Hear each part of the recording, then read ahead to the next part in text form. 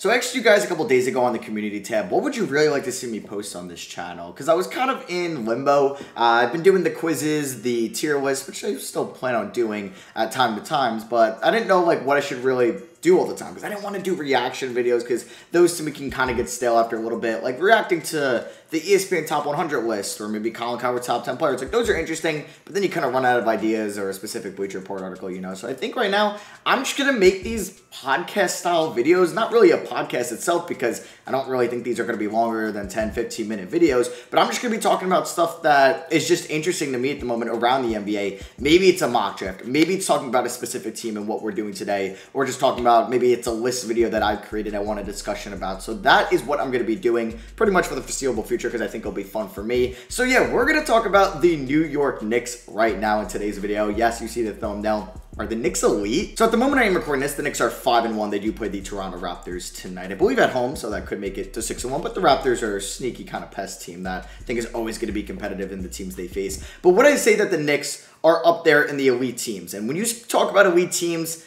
even though we started the season, I still think there is 3 at the moment that I would bet on to win the championship. I would have trouble not betting the Nets, the Bucks, and the Lakers. And even though the Bucks started off the season 3-4, the Nets are 4-3, as well as the Lakers are. So the Knicks have a better record, but we're only 6 games in. So you know the overreactions are coming, and that's what this video can be. 2 weeks later, the Knicks could be around 500, and I'm going to laugh at myself for even thinking of this. And I mentioned this on Twitter. I'm a Knicks fan for the past 16 years. This has been one of the best teams that I have seen. Talk about 2012 when they ended up beating the Celtics in round 1, lost to the Pacers in 6 with that Melo, Stoudemire, Kid Prigioni team, J.R. Smith. Last year was really good. Also the year after 2012 was all right, but they ended up losing, I believe, in round 1 to Miami, or that could have been the year prior. Last year was great, obviously. Knicks got a home playoff series in round 1, lost in 5 though. But this year, I talked about it all offseason. The Knicks got noticeably better. Their biggest loss was Alec Burks, but they erased that by adding Kemba Walker and Evan Fournier. And I think those are going to be kind of, they were swept under the rug. Now,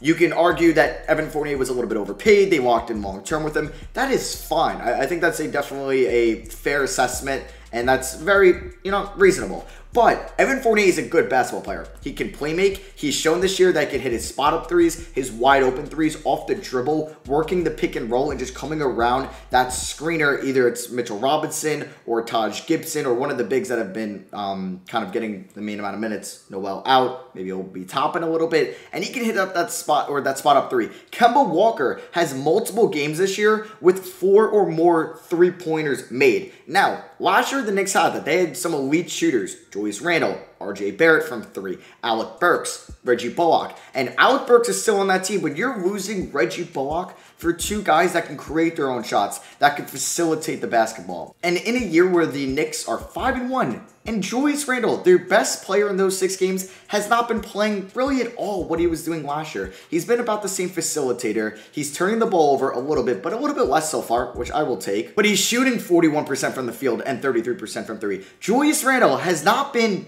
really great this year. He's been a good rebounder. He's been a good playmaker. He's turned the ball over a little bit less, so he's, I think, a little bit better in those departments. But his scoring, what made him All-NBA second team and an All-Star and Most Improved last year, hasn't been there this year. He's been kind of putting up bad shooting nights, and the Knicks are still 5-1, and that's something I mentioned in the offseason. Their ability to just roll out one of the deeper rotations in the Eastern Conference can be so valuable to them. When you have your starting 5 with Barrett, Fournier, Kemba, Randle, and Mitchell Robinson, you got 4 guys in there that can create their own shot, and then you can maybe trust in crunch time.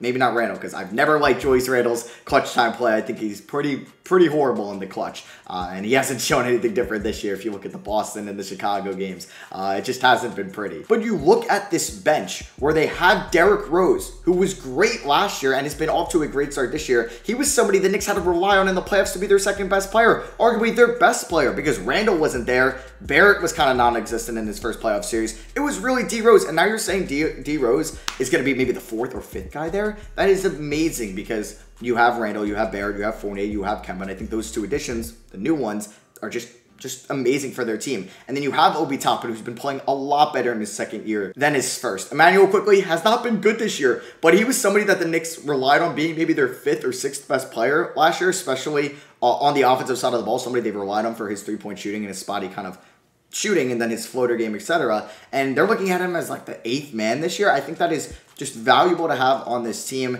And then you've got to have Nerlens Noel come back. And then you have Taj Gibson in the wings, he was playing very well in the playoffs last year. Haven't even mentioned their first round pick, Quentin Grimes, who hasn't played at all this season. But yeah, 3-and-D guy, he's in the wings right there in case anybody gets hurt. So if there's an injury that happens to this Knicks team, they have the depth that I didn't think they really had last year. Because you lost Reggie Bullock, but you brought back you brought in Kemba Walker, Evan Fournier, Quentin Grimes. You're expecting Obi Toppin to get better. RJ Barrett, he has been a stud on the defensive side of the ball this year. He has been great on Zach LaVine. He's been great on DeMar DeRozan, Jason Tatum. He has been not locking up guys where I would say, okay, he's all defensive first team immediately 6 games into the year. But he's somebody that like, okay, his defense has gotten extremely better from last year to this season. So that is just going to be something super valuable the Knicks have. They're well coached with Tom Thibodeau, and I think they're built for maybe a trade deadline move. But I think right now in the Eastern Conference, I would feel comfortable taking the Knicks over pretty much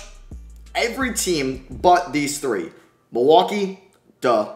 Brooklyn, duh. Kyrie or not, I'm still taking them. I think they would probably still wax the floor with them in the playoffs in 5 games. And I think Miami would suit up and match up very well with the Knicks. I'm very excited to see that game. Or is either team going to score 90 points against each other? I don't know, because Miami's just been so good on defense, and they're 5-1 as well, and they're really good. Miami could be another sneaky championship team like they were in 2020. But everybody else, I think the Knicks would have a shot. Thought they had a shot last year against Atlanta, who has not been off to a great start, but they've been, nothing too crazy or really alarming to start off the year. But they didn't really add anybody that's going to be an immediate impact for them. Gallinari's getting older. Trae Young's going to have to adapt to the new foul system. It's not like Jalen Johnson's going to be getting minutes. Now, you hope to see more improvement from Cam Reddish, which we've seen this year, and then you also have DeAndre Hunter. Hopefully, Kungwu comes back fully healthy and can play like he was playing a little bit in the playoffs. But yeah, I'm honestly, the East is better. I'm thinking if the Knicks played the Wizards, the Bulls, the Hornets, the Hawks, the Sixers, they could lose. And the Sixers have owned the Knicks over the last 5 years, so I would not put against the Sixers to literally wax the floor with the Knicks. I'm just saying the Knicks match up so well with a lot of teams that I wouldn't be surprised if they beat 11 other teams in this conference, and those 3 that I just mentioned are the ones I'm like, okay, I wouldn't expect the series to go to 6 games. But I think the Knicks can match up well with Atlanta. They can match up well with Chicago. We saw it the other night. I think they can match up well with Washington and Philly, who they beat, but obviously no Ben Simmons, and he's going to come back eventually. So I think the Knicks got a lot better, and I think I don't want to make this a big overreaction because we're only 6 games in the year, and I hate that. Obviously, people overreact right away, but I'm just saying what we've seen so far. And this is a team that lost to the Orlando Magic, so they can collapse, they can go on a losing streak, but they're great on the defensive side of the ball. They are better on the offensive side of the ball, and I think they're flowing a lot better. Their offensive kind of scheme is just working this year, and I like just Kemba and Fournier, I think, are making a bigger impact than people could have even imagined or thought of. And I knew they were going to be great additions, and I didn't mind the signings at all. Love the Kemba, like the Fournier, didn't love it, but I didn't mind it. And it's showing right away that they can hang with Boston, who I also probably should have mentioned before, that can also beat the Knicks in a playoff series. But they can hang with Boston. They can hang with Chicago so far, who have been very good. They got Toronto tonight. We'll see how they match up with them. They got Indiana next. Milwaukee will be a big one. Now, I think Middleton will be back for that because he's got a minor or a light illness right now, nothing too major. But yeah, they got Milwaukee. They'll play Charlotte after that. They'll have a little bit tougher games, and I'm excited to see them. They play the Lakers at the end of the month. They got Chicago again. They got Brooklyn at the end of the month as well. We're going to see some big-time games from the Knicks, and this is going to be the test. Can they stand with the likes of Milwaukee, who they blew out to start the season last year? Can they hang with Milwaukee? Can they hang with LA? Can they hang with Brooklyn? We'll have to wait and see. I think the Knicks are possibly could be an elite Eastern Conference team by the end of the year, meaning that they end up as a top 3 seed. We'll see about that. But yeah, let me know what you guys think of the New York Knicks down below. Do you think that they're going to just end up around the 5 seed? Maybe we'll win in round 1, but that's pretty much it. Do you think that they're even going to make the playoffs, or they're going to cool off and teams are going to figure them out? Or do you think that they could be a sleeper Eastern Conference Finals team? Because I'm not making this video to say that the Knicks are going to the finals. They're going to go to the Eastern Conference Finals 100%. No. But I think that the Knicks can win a round 1 series and give whoever they have in round 2 a run for their money. Either it's Miami, Milwaukee, Brooklyn, or another team D. So yeah, let me know what you guys think down below. Drop a like if you guys do enjoy the videos. The next one should be on the New Orleans Pelicans, and maybe they're going to hit the panic button soon. I don't know, but I think that's going to be the next video that you guys will see out very soon. So thank you for watching. Love you guys. Catch you on the next one. Peace.